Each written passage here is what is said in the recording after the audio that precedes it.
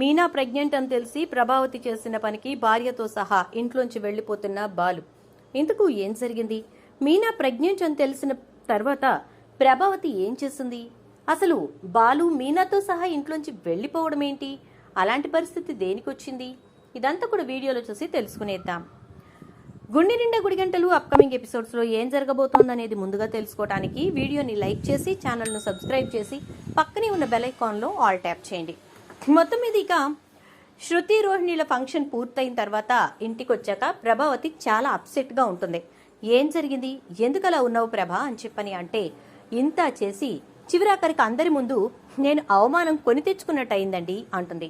అదేంటి ప్రభా అలా అంటావు, ఎందుకలా మాట్లాడుతున్నావు అని సత్యం అనేసరికి, లేకపోతే ఏంటండి, ఈ రోహిణి చేసిన పనికి ఏం చెయ్యాలో ఏం మాట్లాడాలో నాకు అర్థం కావట్లేదు. అసలు వాళ్ళ నాన్న ఉన్నాడా చచ్చాడా?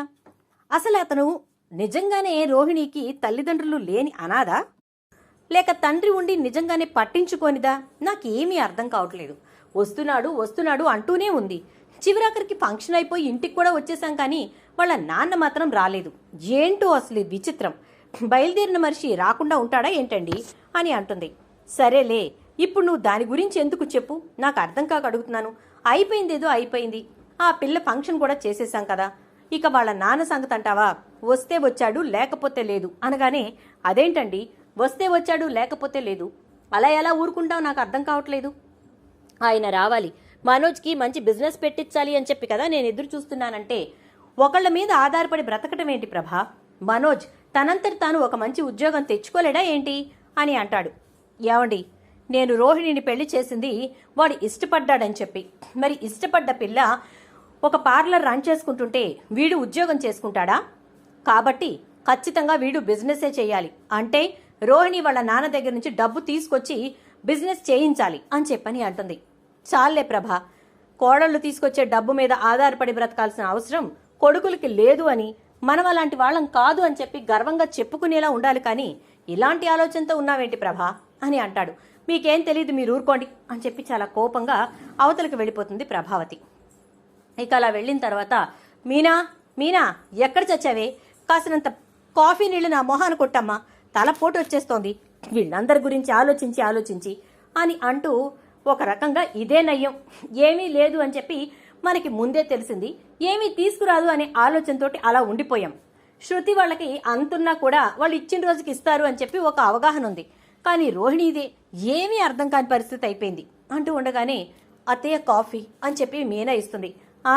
అడిగిందే ఆలస్యం, తీసుకొచ్చి టప్ గీమని పడేస్తాం ఇటీ అని చెప్పి తీసుకుని కాఫీ తాగుతూ ఇక ప్రభావతి అలా వెనక్కి రిలాక్స్ అవుతుంది. అలా రిలాక్స్ అయినటువంటి ప్రభావతికి పెద్ద శబ్దం వినిపించి గబగబా లేచి చూసేసరికి బాలు వంటగదిలో ఉంటాడు. అక్కడ మీనా కింద పడిపోయి ఉంటుంది. ఒక్కసారిగా ఏమైందిరా అనగానే, ఏమోనమ్మా లోపలికి వస్తూ ఉన్నాను, అప్పుడే మీనా చేతిలో గిన్నెతోటి డైనింగ్ టేబుల్ దగ్గరికి వచ్చింది.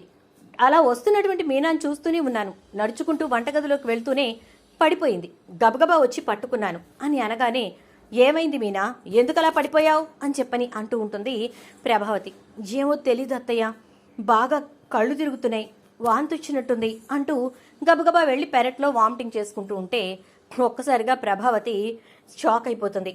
కొంపదీసి ఇది గాని తల్లి కాబోతుందా ఏంటి అనుకుంటూ ఇక నిదానంగా వెళ్ళి చెయ్యి పట్టుకుని చూసి, అమ్మో ఇది తల్లి కాబోతుంది అని అనుకుంటూ, ఏం కాలేదులేరా అంటే, అది కళ్ళు తిరిగి పడిపోతూ ఉంటే ఓ పక్క వాంతులు చేసుకుంటుంటే ఏం కాలేదంటావేంటమ్మా అంటాడు బాలు. ఈలోపు సత్యం, ఏంటి ప్రభా అంటే, అదే అని చెప్పని అంటుంది. నిజమా, అంత సంతోషకరమైన వార్తని అంత ముఖం మార్చుకుని చెప్తావే అని అంటూ, ఒరేయ్ బాలు, నువ్వు తండ్రివి కాబోతున్నావు, నేను తాతని కాబోతున్నానరా అంటాడు. అవునా నాన్న? మీనా నిజమా అంటే, అవునండి అంటుంది మీనా. ఇక అంతే, బాలు సంతోషానికి అవధులే ఉండవు. ఇక రోహిణి దగ్గరికి వస్తుంది ప్రభావతి. ఏంటి, ఒక పక్క నగలు రాలేదు, డబ్బు రాలేదు, మీ నాన్న రాలేదు, సరే దాని విషయం పక్కన పెడదామంటే ఇటు నుంచి నువ్వు తల్లి అయ్యే అవకాశాలు కూడా ఎక్కడా కనిపించట్లేదు. అసలు నీకు పిల్లలు పుడతారా? మీ నాన్న మీ అమ్మ వాళ్ళు నీ దగ్గరికి వస్తారా? ఏమీ అర్థం కావట్లేదు. చూడు, ఇలాగే కొనసాగితే మామూలుగా ఉండదు నీ పరిస్థితి అని చెప్పని అంటుంది ప్రభావతి. అత్తయ్య, పిల్లలు పుట్టడం అనేది నా చేతుల్లో ఉంటుందా చెప్పండి? రావాల్సింది మా నాన్న. ఆయన రాకపోతే నేనేం చేయగలుగుతాను?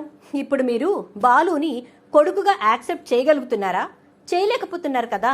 మీరు చేయనంత కాలం బాలు అలాగే ఉంటాడు. అలాగే నేను కూడా. మా నాన్న రానంతకాలం నేను ఇలాగే ఉంటాను. అంతకు మించి ఏం చేయలేను.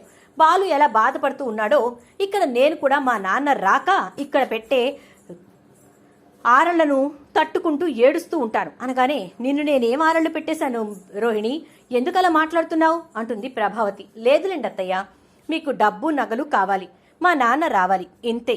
రోహిణితో మీకెటువంటి పని లేదు అనగానే, అయ్యో అలా కాదమ్మా, అలా అనకమ్మా అంటూ ఉంటే, వద్దులేండి అత్తయ్య, మా నాన్న వచ్చిన రోజునే నేను ఈ ఇంట్లో అడుగు పెడతాను. అప్పటి వరకు నా ఫ్రెండ్ దగ్గరే ఉంటాను అంటే, అయ్యో రోహిణి నేను అలా మాట్లాడలేదమ్మా అంటే, ఏంటమ్మా నువ్వు ఎప్పుడు రోహిణిని బాధ పెడుతూనే ఉంటావా? నువ్వు పద రోహిణి లోపలికి అని మనోజ్ తీసుకెళ్ళిపోతాడు. ఇదంతా జరగాలనే రోహిణి అంత ప్లాన్ చేస్తుంది. ఇక ఈలోపు ప్రభావతి ఇప్పుడు మీనా ప్రెగ్నెంట్ అయింది కాబట్టి డెలివరీ అయిపోతే మీనా తీసుకొచ్చే బిడ్డని ఇంట్లో వాళ్ళంతా నెత్తిన పెట్టుకుంటారు. ఆటోమేటిక్గా మనోజ్కున్న విలువ తగ్గిపోతుంది. రోహిణిని కూడా ఎవరూ పట్టించుకోరు. ఇంటికి పెద్ద కోడలు తల్లి కాకుండా చిన్న కోడలు తల్లయింది అని చెప్పి నలుగురు 4 మాటలు మాట్లాడతాడు. ఇదంతా కూడా తట్టుకోవటం నా వల్ల కాదు.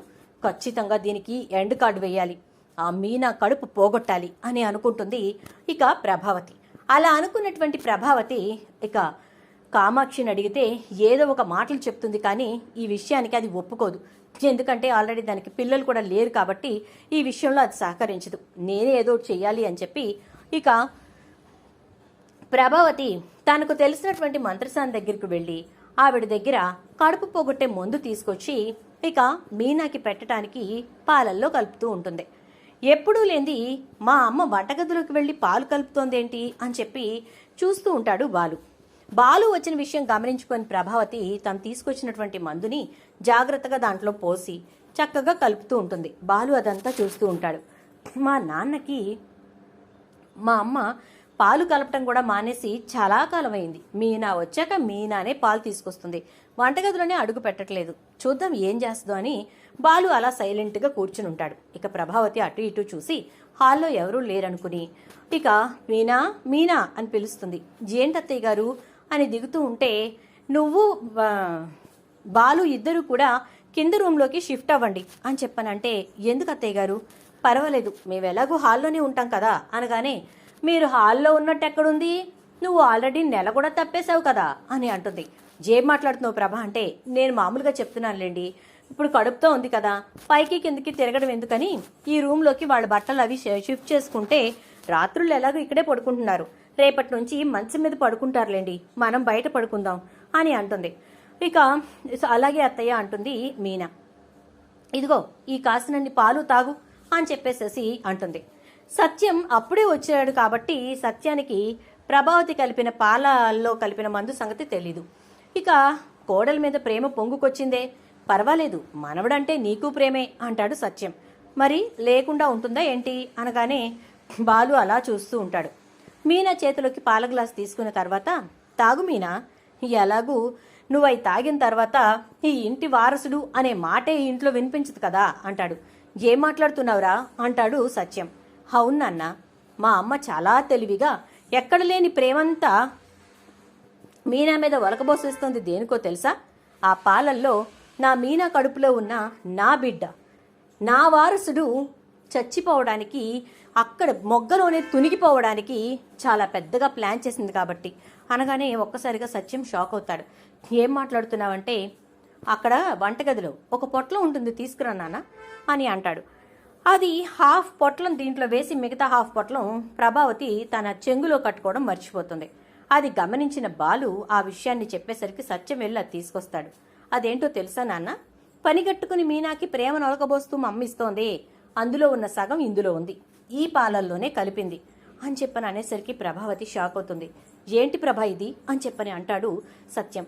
అది అండి అంటూ ఉంటుంది ఇక ప్రభావతి. వెంటనే బాలు, మీనా బట్టలు తీసుకునిరా అని చెప్పేసేసి అంటే మీనా పైకి వెళ్ళి బట్టలు తీసుకొస్తుంది. నాన్న, ఈ ఇంట్లోంచి నేను వెళ్ళిపోతున్నాను, మమ్మల్ని పంపడానికి శతవిధాలా ప్రయత్నించింది, ఇక చంపడానికి కూడా పూనుకుంది ఈ ప్రభావతమ్మ, కాబట్టి మేమిక్కడ ఉండడం కంటే బయటకు వెళ్ళిపోతేనే మాకు పుట్టబోయే బిడ్డకి సేఫ్ అని చెప్పి అర్థమవుతోంది అని అంటాడు బాలు. మరి బాలు మీనా ఇంట్లోంచి వెళ్ళిపోతారా, లేక ప్రభావతి మారుతుందా, లేక రోహిణి ఇప్పుడు ప్రభావతి మనస్సుని మార్చి ఎలాగొకలాగా మనోజ్ ద్వారా ప్రభావతి ఆలోచించేలా చేస్తుందా, ఏం జరుగుతుందనేది రాబోయే ఎపిసోడ్స్లో చూద్దాం. వీడియో నచ్చితే లైక్ చేసి వీడియోని షేర్ చేయండి. ఛానల్ని సబ్స్క్రైబ్ చేసుకుని పక్కనే బెల్ ఐకాన్లో ఆల్ ట్యాప్ చేయండి.